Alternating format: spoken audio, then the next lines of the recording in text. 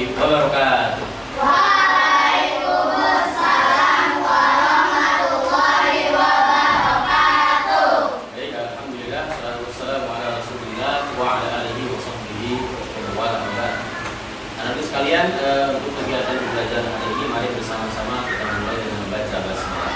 Bismillahirrahmanirrahim. Baik, alhamdulillah ini kita di mata pelajaran apa nak? Baik, nah, kita hari ini akan belajar materi tentang yang namanya bahasa komputasional. Nah, nanti anak-anak ada yang sudah tahu belum apa itu bahasa komputasional? Belum tahu?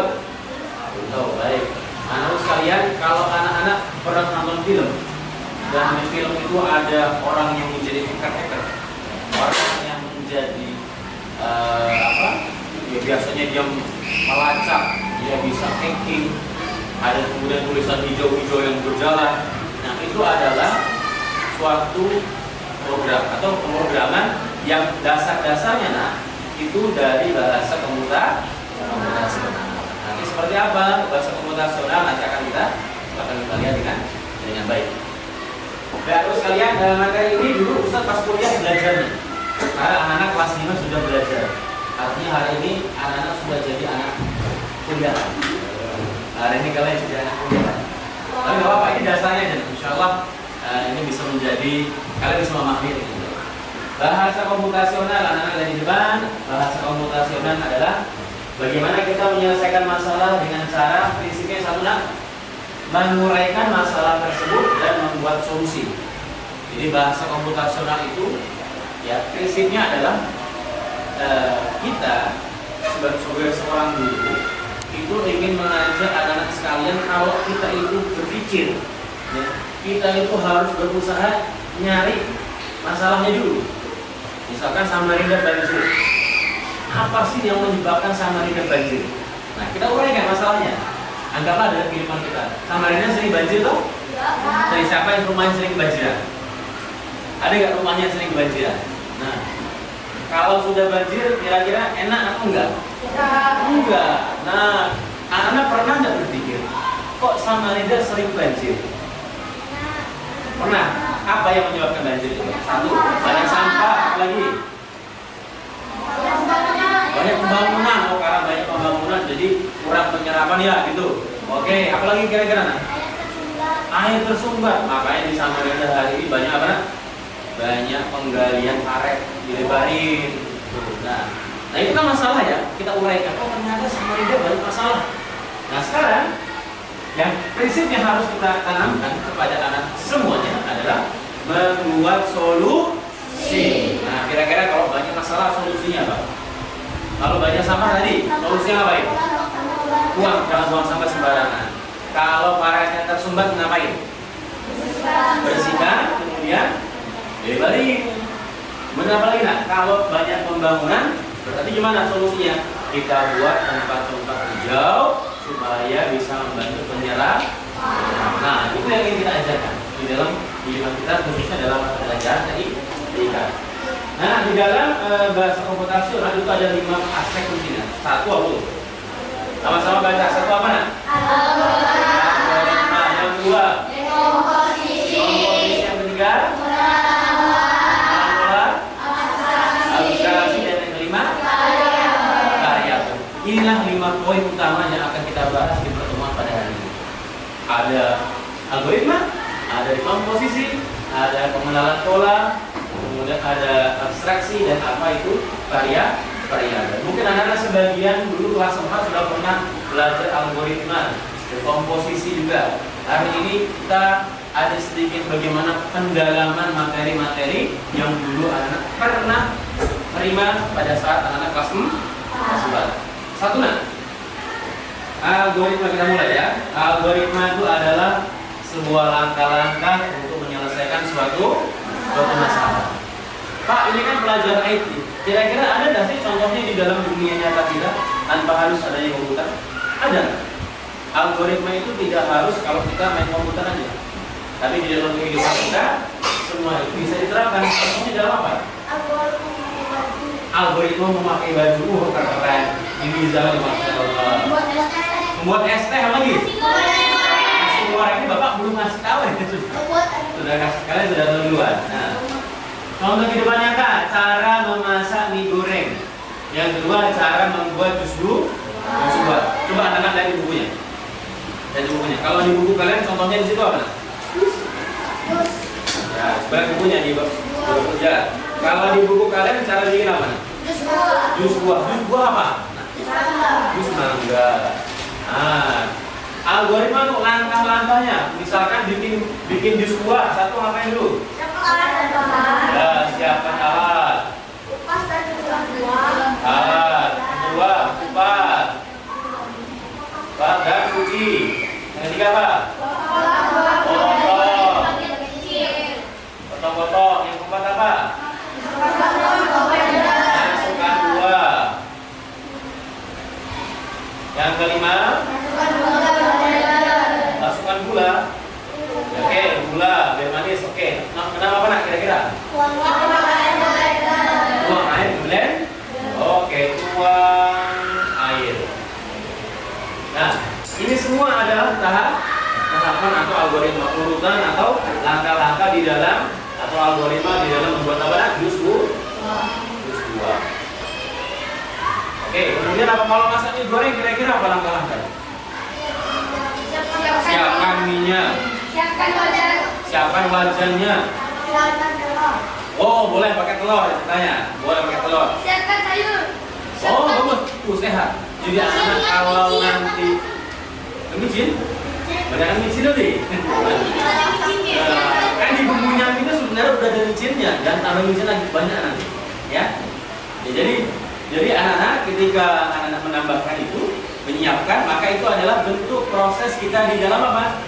Di dalam membuat mie goreng. Pak, saya mau pakai sosis aja, boleh. Pak, saya mau pakai daging kambing, boleh. Coba tahu ada mie goreng daging kambing?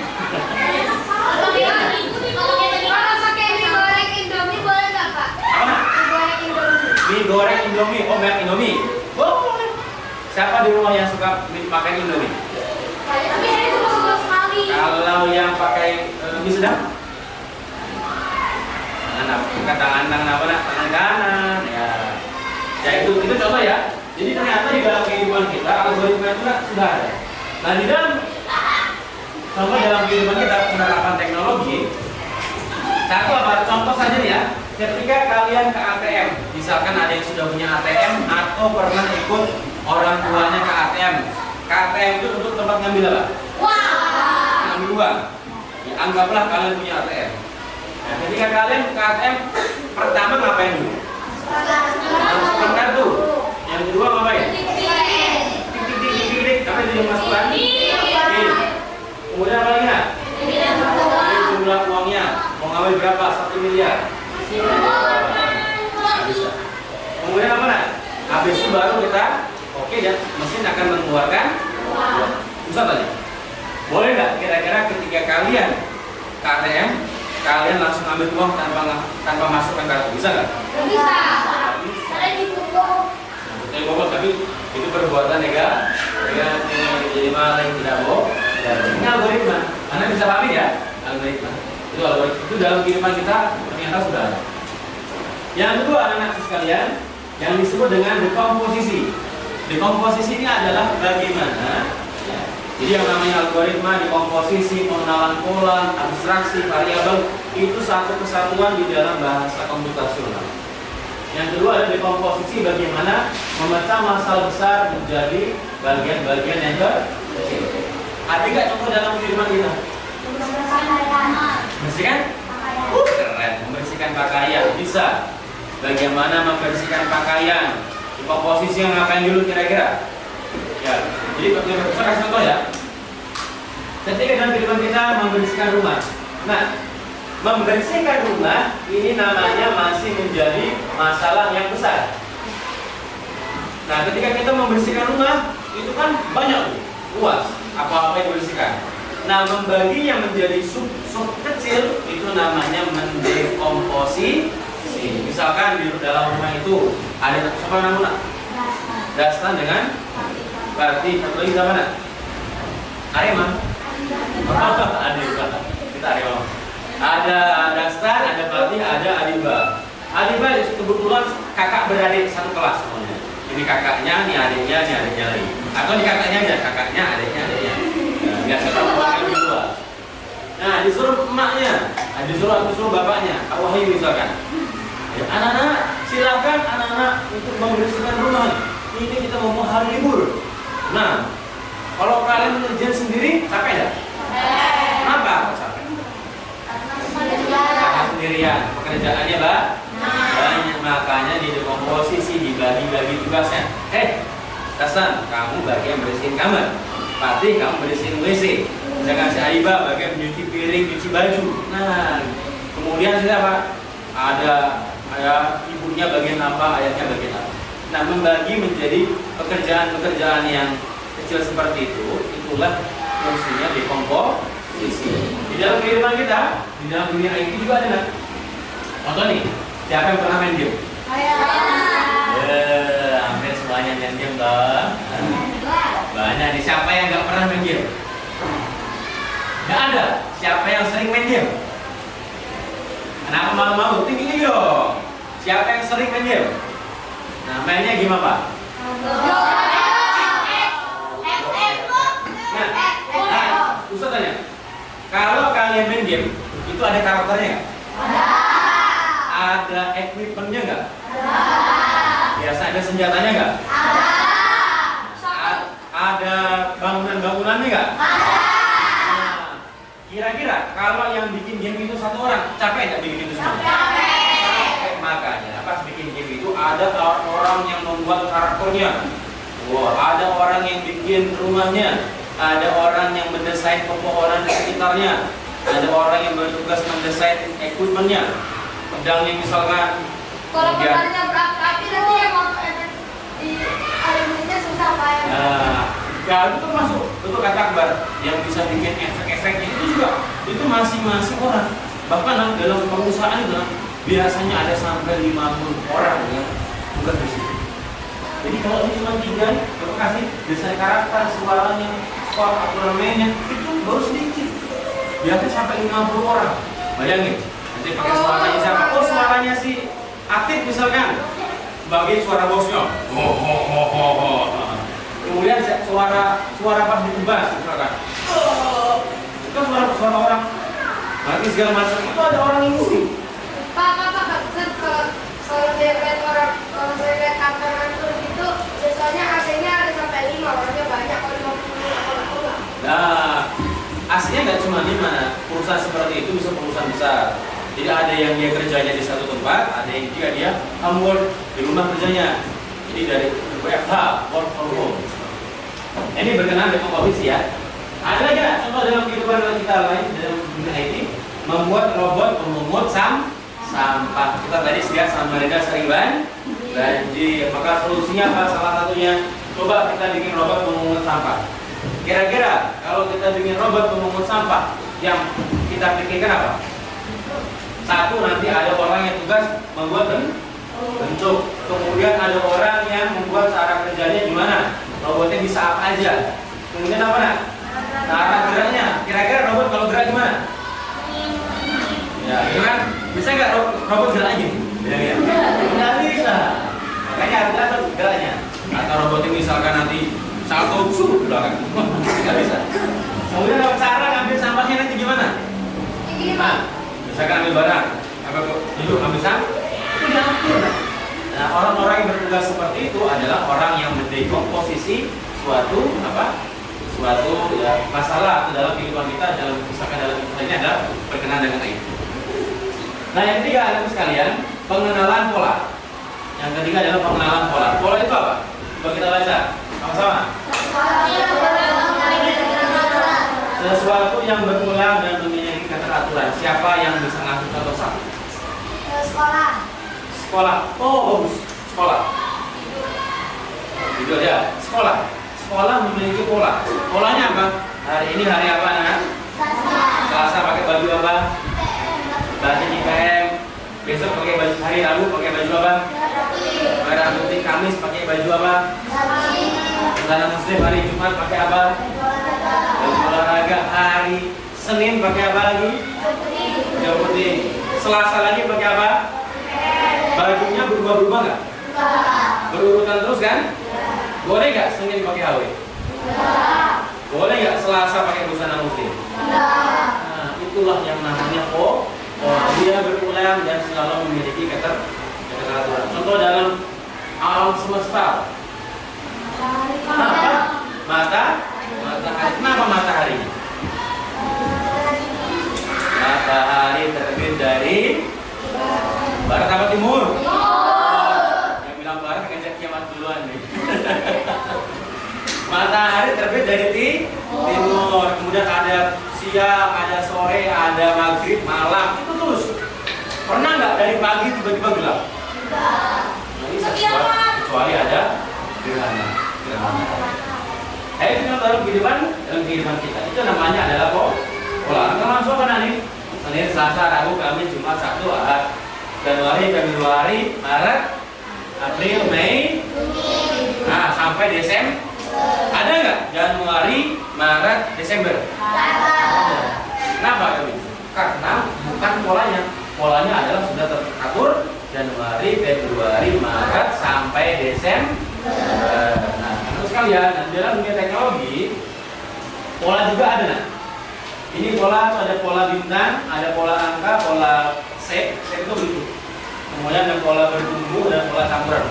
Saya kasih gambaran ini aja, jadi kalian bisa lihat. Nah, kita lihat.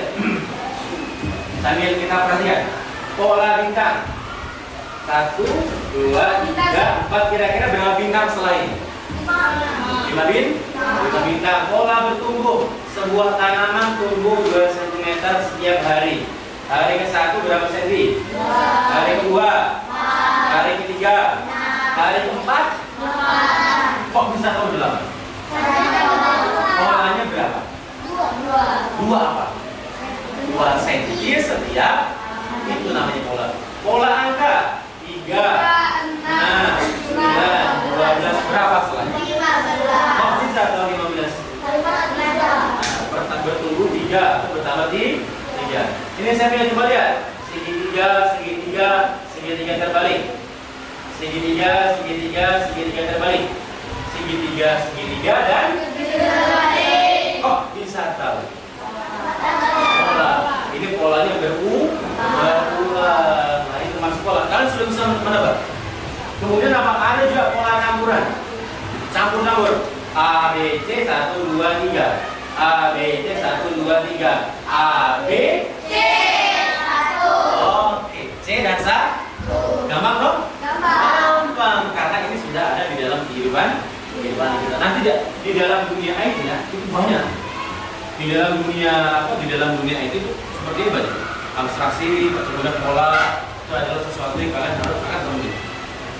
Yang keempat, teman-teman sekalian, adalah bagaimana kita melihat ada yang namanya abstraksi. Ya, apa itu dimaksud dengan abstraksi? Coba kita lihat, mengambil hal penting dan mengabaikan detail yang nggak penting atau nggak perlu. Fokusnya adalah tujuan utamanya di dalam abstraksi.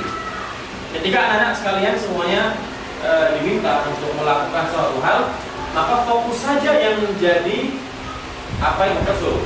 Coba sekarang semuanya keluarkan buku tulisnya. Semuanya keluarkan buku tulisnya.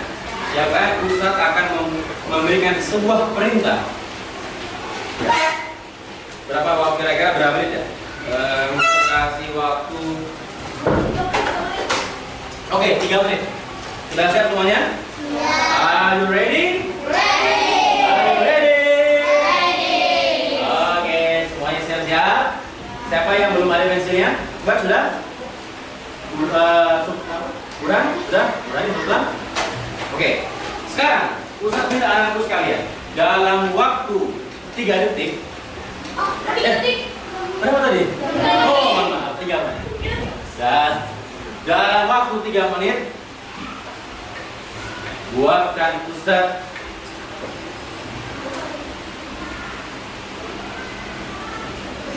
gambar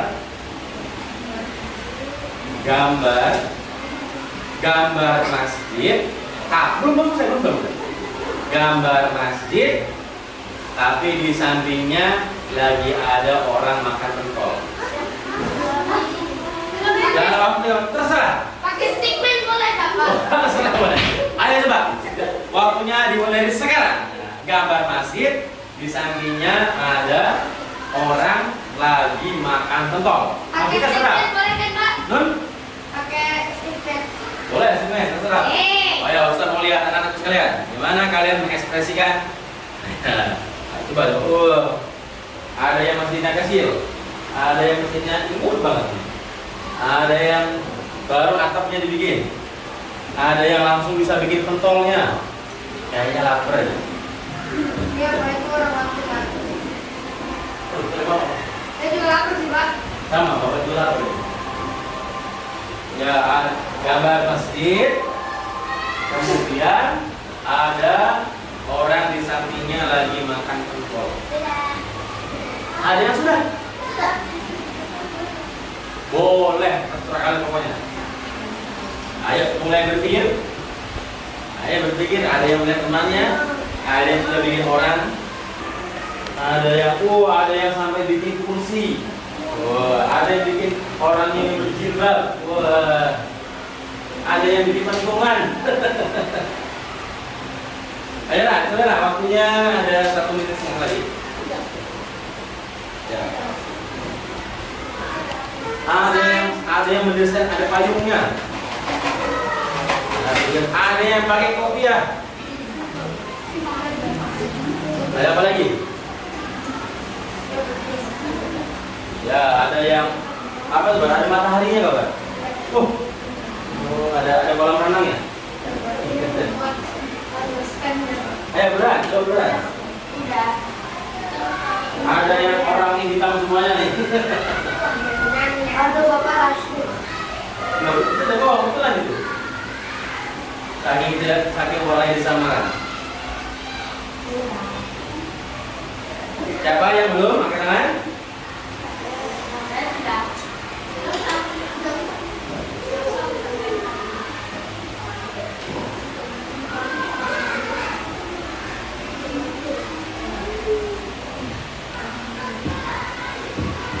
Sudah siap?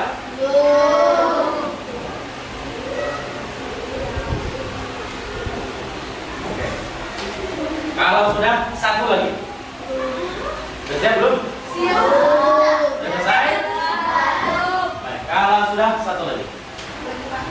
Kalau yang ini buatkan Ustaz dalam waktu 30 detik. 30 detik. Sudah siap? Siap. Udah, Nis? Udah siap? Ya. Kalau sekarang buatkan Ustaz gambar larangan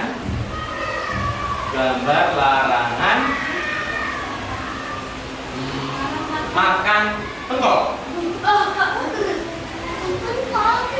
Buatkan Ustaz gambar larangan makan pentol. 1, 2, 3. Ya, anggaplah di sekolah kita nih nggak boleh makan mentol. Nah, bikin gambar larangannya gimana menurut kalian?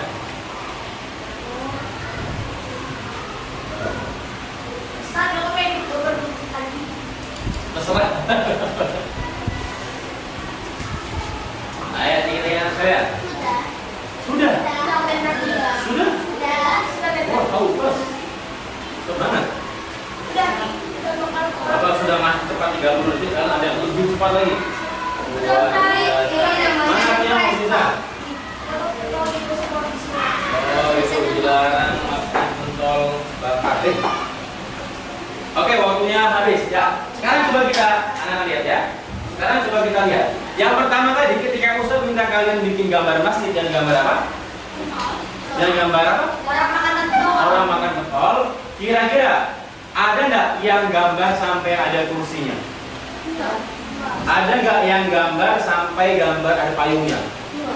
Nah, di dalam abstraksi itu fokus aja dengan apa yang menjadi perintah. Kalau disuruh gambar masjid, ya gambar aja masjid yang kira-kira bisa memberikan contoh itu adalah masjid, misalkan anggaplah begini. Kira-kira itu bisa menyimpulkan dia Mas. Biasa di atas ada apanya? Dan anggaplah ada bulannya seperti ini. Sudah selesai. Yang penting orang paham itu adalah gambar masjid. Kemudian gambar orang makan kentang. Nggak usah bagus-bagus. Seperti stickman juga nggak apa-apa. Nah, misalkan Mas makan kentang nggak apa. Kenapa? Karena titik poinnya adalah anak-anak itu tahu apa yang disuruh. Kemudian apa yang kedua itu suruh bikin apa? Makan betul. Gampang aja bikin, tinggal bikin pelang sedikit, lingkaran, kemudian betul. Diapain? X. Udah. Itu aja. Jadi nggak perlu tulis dilarang makan pentol lama. Intinya adalah abstraksi itu bagaimana kita berusaha untuk fokus pada masalah yang paling penting. Ada di dalam kehidupan kita. Anak-anak punya kartu pelajar belum? Ada kartu perpustakaan? Ada punya?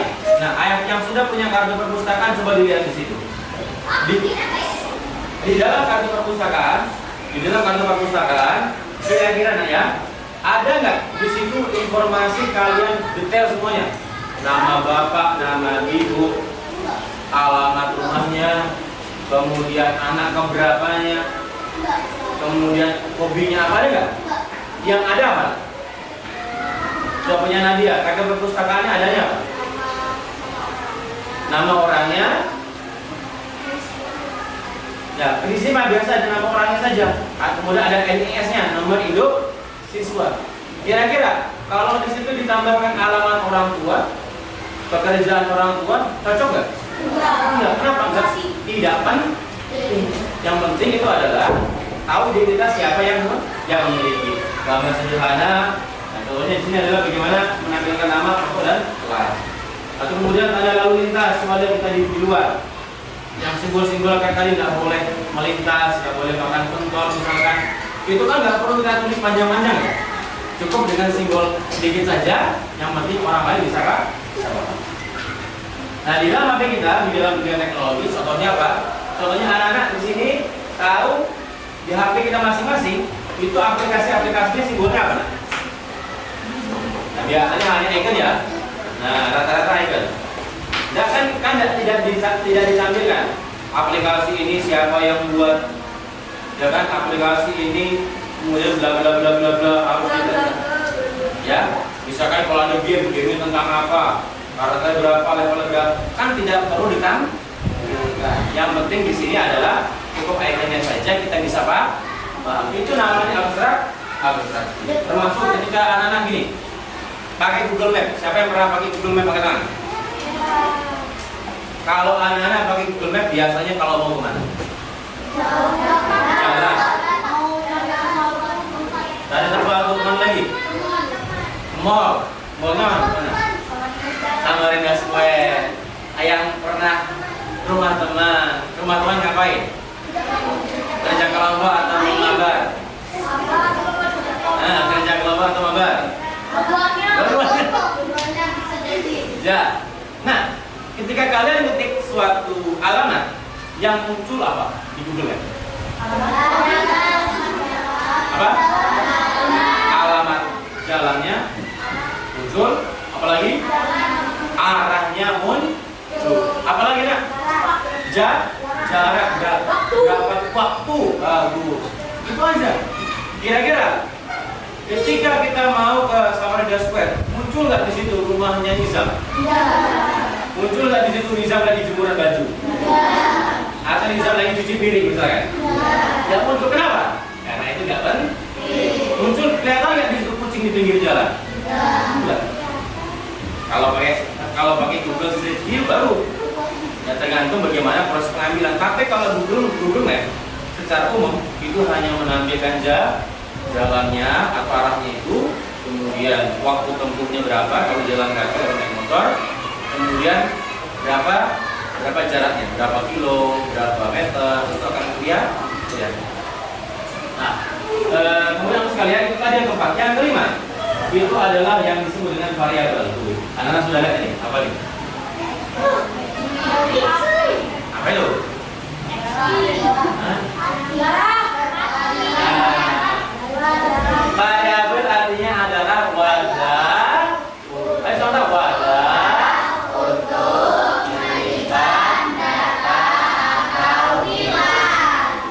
apa? Yang pernah main game tahu ini kan? Yang pernah main game berarti kan? Apa ini? Ini darah. Darah itu biasanya buat apa? Kalau darahnya habis gimana?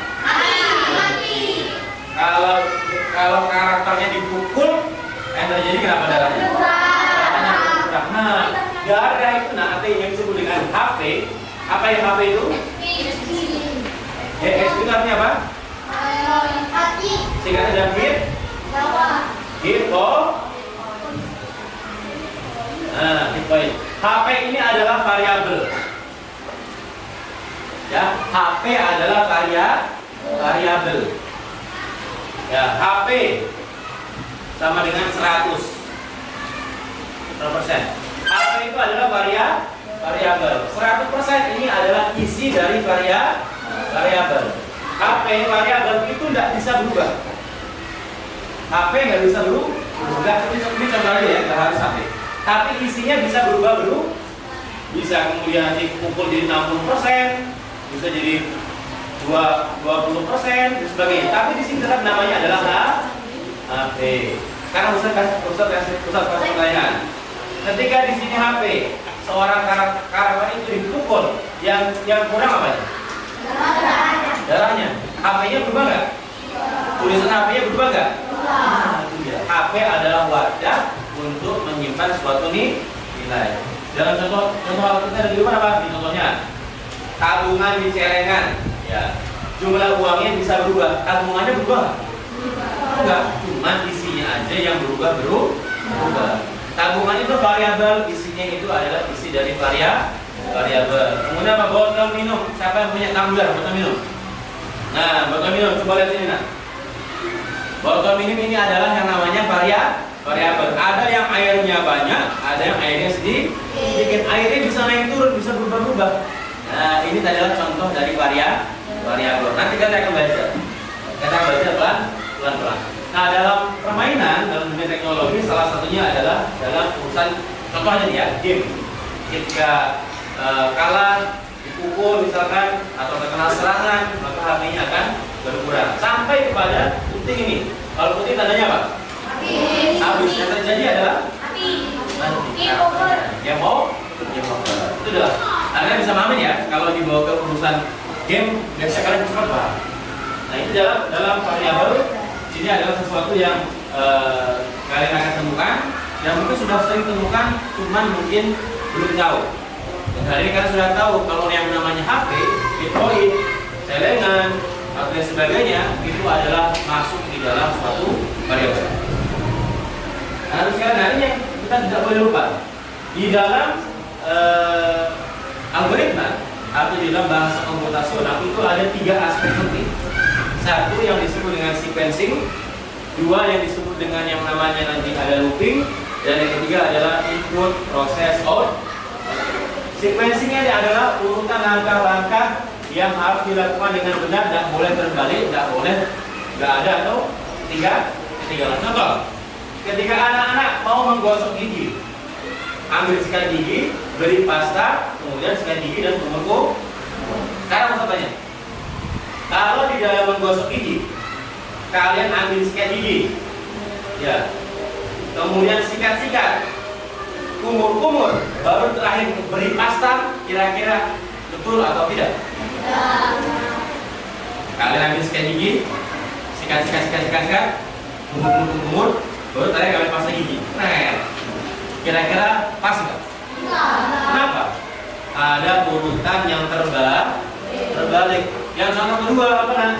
Contoh kedua ketika anak-anak menggosok gigi, ya, kalian kemudian apa? Langsung memberi pasta, kemudian sikat-sikat dan kumur, tapi nggak ada sikat giginya, bisa nggak? Nggak bisa. Nah, berarti pakai tangan. Tapi itu tetap tidak boleh, tidak bisa. Programnya kalau di dalam dunia IT, programnya akan error. Sama seperti itu sampaikan kepada anak. Kalau anak-anak ketika memakai seragam sekolah, apa dulu yang dipakai? Baju, celana, ya, baju celana dalam misalkan udah pakai celana luar lagi. Apalagi nak, yang perempuan pakai jilbab, menutup aurat. Kemudian kalau sudah berangkat sekolah, Nah, yang terjadi adalah kalau ternyata kebalik, pakai celana luar dulu, baru pakai celana dalam. Ya, jadi apa kira-kira? Ini sih problem. Tapi itu benar atau tidak? Tidak, karena ada urutan yang terbalik. Atau yang jadi contoh lain apa? Kalian sudah pakai baju, langsung pakai kaos kaki, langsung berangkat. Kira-kira betul nggak? Berangkat betul nggak? Enggak, kenapa? Belum pakai celana. Makanya di dalam hal ini tidak boleh ada yang terbalik ataupun ketinggalan akbar begitu. Ya, next looping. Looping ini adalah mengulang suatu langkah. Nah, misalkan ketika anak dalam kehidupan kita botol yang sudah kosong diisi lagi, habis, diisi lagi, habis, diisi lagi, itu adalah looping. Kalau misalnya membuat nasi goreng atau membuat mie goreng, anak-anakku sekalian, ketika prosesnya sudah selesai ditanya, Dasan mau makan mie goreng lagi nggak? Mau. Kalau Dasan bilang mau, berarti bikin mie goreng lagi. Berarti apa? Terjadi namanya perulangan. Begitu sudah makan yang kedua kali, yang tanya lagi, Dasan mau mie goreng lagi nggak? Mau lagi. Wah, berarti tandanya Dasan belum kenyang. Terus yang ketiga ditanya, Dasan mau lagi? Mau lagi. Kayaknya puasa ya lapar. Nah, kalau nanti ditanya mau lagi, kemudian nanti bilang tidak, berarti tidak ada ulang. Jadi ketika ada proses mengulang kembali, itu yang disebut dengan looping. Nah, misalkan gini, ada program. Silakan cetak hello sebanyak 10 kali, maka ya muncul hello sampai 10 kali. Atau misalkan cetak hai, maka muncul adalah hai.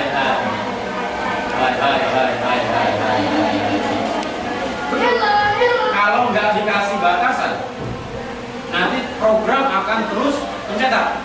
Silakan cetak hai sebanyak-banyaknya tanpa batas. Hai. Ulang terus. Tapi kalau dikasih batasan, buat hai sebanyak 5 kali. Hai. Selesai. Itulah, maka perulangan itu ada yang dia bisa terbatas, ada yang dia bisa terus berulang. Nah, terus kalian yang dalam Allah Subhanahu wa taala, yang terakhir adalah input, proses, output. Yang 3 unsur ini, sequencing, looping, dan kemudian input, proses, output, ini semua ada di dalam yang namanya algoritma ataupun dalam urusan-urusan yang lain tadi, yang masuk dalam 5 bagian daripada bahasa komputasional. Input, proses, output ini adalah sistem kerja yang ada di komputer kita. Ketika urusan menginputkan keyboard saya, maka saya itu menjadi inputan. Prosesnya di mana, Pak? Prosesnya adalah ketika komputer itu menerima inputan saya, proses kemudian memproses di dalam laptop itu, komputer itu, untuk menampilkan kata saya. Nah, kata saya yang muncul itu namanya adalah output. Kalau dalam hal ini, dalam kehidupan kita, tadi ya, buah yang kalian masukkan di item-item ya, ada buahnya, kemudian ada dipotong-potong, dimasukkan ke blender, itu namanya adalah input. Ketika blendernya kalian tekan nomor 1, atau nomor 2, atau nomor 3 gimana? Nah, itu namanya adalah proses. Pas dituang ke gelas, sudah dikasih es batu, sudah siap untuk diminum, itu namanya adalah output. Kalau bikin mie goreng, ya mie-nya dimasukkan, dimasak, dicampur-campur dengan disiapkan segala macam. Kemudian bundanya suruh masak. Nah, proses memasaknya itu adalah proses. Ketika kita masukkan bumbu-bumbunya, masukkan bahan-bahan, itu adalah input.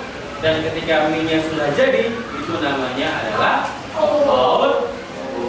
Sudah pernah bikin mie kan? Ya. Siapa yang suka bikin mie, angkat tangan dong. Saya cuma sebulan sekali. Kenapa sebulan sekali? Ya memang mie tidak boleh terlalu sering. Jadi kalau di rumahnya banyak mie-nya, silakan kirim ke rumah Ustaz di rumah ya. Gak apa-apa. Ada kan Pak Wahyu, gak apa-apa juga. Nah, itu termasuk kalau dalam dunia IT kita kalkulator. Kita masukkan inputnya 5 kali 5. Nanti kira-kira kalau di enter kalkulator akan mengeluarkan angka berapa? 20. Kalau 9 kali 9 keluarnya berapa? 81. Nah, proses menghitung itulah yang disebut dengan proses di dalam apa? Jadi dalam budaya ini, di dalam teknologi, nanti kalian akan belajar. Itu programmer yang bikin. Makanya hari ini prinsipnya anak-anak konsepnya sudah paham. Bagi anak sekalian yang dimuliakan Allah Subhanahu wa taala, mari dengan baik kita refleksi ya lalu. Yang apa yang sudah kita pelajari hari ini tadi ada 5 aspek di dalam bahasa komputasional. Apa saja? Pertama, algoritma, komposisi, formula, abstraksi, yang kelima, dan 3 unsur pentingnya yang mendukung itu adalah yang berkaitan apa pertama? Sekuensi, yang kedua looping, yang ketiga input, proses, output. Anda bisa pahami ya? Bisa dipahami, oke? Understand? Are you ready? Nanti kita akan praktekkan di lab. Nah, jadi ini adalah bagian daripada kita untuk mengenal bahasa komputasional. Insya Allah anak-anak bisa paham, sudah tahu bagaimana penerapan ini di dalam kehidupan kita, termasuk nanti bagaimana robot. Kalau bikin robot tadi, satu nanti ngeting bagaimana geraknya, satunya nyeting gimana bentuk robotnya, termasuk mungkin nanti warna robotnya. Nanti kemudian yang ketiga pakai suaranya siapa, ukurannya berapa, robotnya gimana tempat naruh sampahnya, itu juga dekomposisi. Nah dari dosa-dosa kita mencoba merancang itu depannya. Ya, jadi mudah-mudahan ini semuanya bisa dipahami dengan baik anak-anak sekalian. Dan Ustaz ucapkan jazakumullah khairan katsiran, mudah-mudahan ini bisa menjadi pengawal belajar kita dengan baik. Jadi nanti kalau anak-anak ya kita coba murojaah ingatkan kembali, kita coba terus pahami. Kalau ada yang nggak paham boleh tanya ke Ustaz. Ada yang nggak paham? Ada yang belum paham? Baik, kalau nggak ada, baik kalau Ustaz cukupkan pertemuan Ustaz sampai saat ini, sampai sekarang atau pada jam ini. Insya Allah kita akan lanjutkan di pelajaran yang lain. Mudah-mudahan ilmunya bermanfaat. Mudah-mudahan anak-anak bisa kita untuk nanti bahan untuk kita praktek di laboratori kampung. Terima kasih. Mari kita ucapkan doa kafaratul majelis dan alhamdulillah. Subhanallah wa bihamdika asyhadu an la ilaha illa anta astaghfiruka wa atubu ilaik. Alhamdulillahirabbil alamin. Kurang lebihnya Ustaz mohon maaf. Assalamualaikum warahmatullahi wabarakatuh.